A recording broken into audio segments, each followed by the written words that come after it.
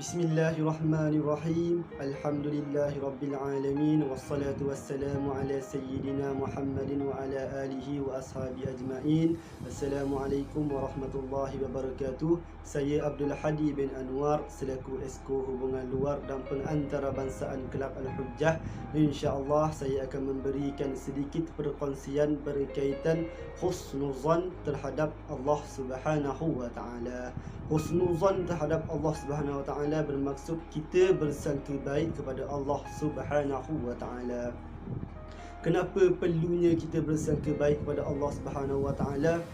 Sebagai seorang orang yang beriman dan beragama Islam, hendaklah kita bersangka baik terhadap apa jua ujian dan musibah yang ditimpakan oleh Allah Subhanahu wa taala terhadap kita.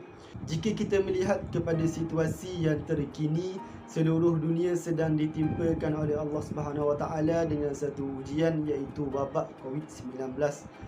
Lain orang lain ujiannya, ada yang hilang sumber pendapatan, ada yang hilang pekerjaan dan ada yang kehilangan orang-orang yang tersayang.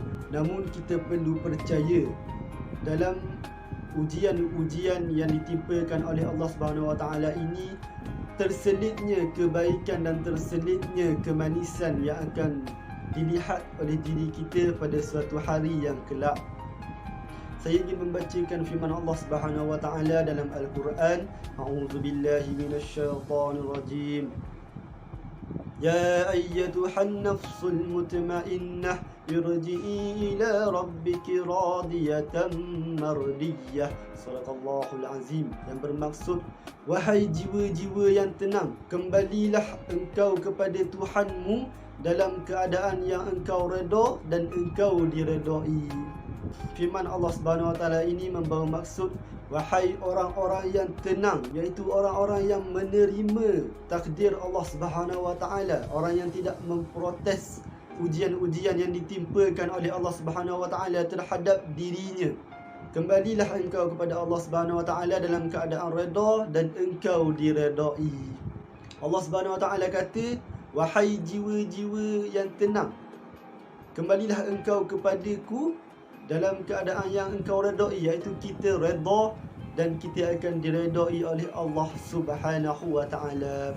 Tidakkah kita ingin dipanggil oleh Allah Subhanahu wa taala di akhirat kelak dengan firman ini, ya ayyatuhan nafsul mutmainnah, wahai jiwa-jiwa yang tenang. Allahu Rabbi. Jadi insya-Allah jika kita ingin tergolong di dalam golongan yang dipanggil oleh Allah Subhanahu wa taala di akhirat kelak dengan panggilan ini, hendaklah kita sentiasa bersangka baik terhadap Allah Subhanahu wa taala dalam apa jua keadaan. Kerana firman Allah Subhanahu wa taala juga yang berbunyi, auzubillahi minasyaitonir rajim, la yukallifullahu nafsan illa wus'aha, yang membawa maksud tidak aku timpakan kepada seseorang itu melainkan menurut kemampuannya. Di sini Allah Subhanahu wa taala menyatakan bahawa ujian-ujian yang ditimpakan olehnya terhadap diri kita adalah menurut kemampuan kita dan kita mampu untuk menerimanya. Sesungguhnya lagi besar ujian yang ditimpakan oleh Allah Subhanahu wa taala terhadap hamba-Nya, maka lagi tinggilah kedudukan seorang hamba-Nya itu di sisi Allah Subhanahu wa taala. Dan kenapa kita perlu menyatakan prasangka baik terhadap Allah Subhanahu wa taala? Kerana dalam firman Allah Subhanahu wa taala juga yang berbunyi, a'udzubillahi minasyaitonir rajim, ana inda husni zanni abdi bi, yang bermaksud aku berurusan dengan seseorang itu sebagaimana dia bersangka terhadapku. Firman Allah Subhanahu wa taala ini bermaksud bagaimana kita bersangka kepada Allah Subhanahu wa taala, maka begitulah Allah Subhanahu wa taala akan berurusan dengan kita. Jika kita bersangka Allah Subhanahu wa taala itu Maha Pengampun lagi Maha Penyayang, maka insya-Allah dosa-dosa kita akan diampunkan dan kita akan disayangi oleh Allah Subhanahu wa taala. Jadi di kesempatan ini saya ingin kongsikan satu zikir yang diamalkan oleh Nabi Muhammad sallallahu alaihi wasallam, dan baginda mengatakan jika seseorang itu mengamalkan zikir ini 3 kali di waktu pagi dan 3 kali di waktu petang, maka dia akan mendapat redha Allah Subhanahu Wa Taala di akhirat kelak. Jadi jika kita belum membaca zikir ini pada hari ini, maka marilah kita membacanya dan mengamalkannya.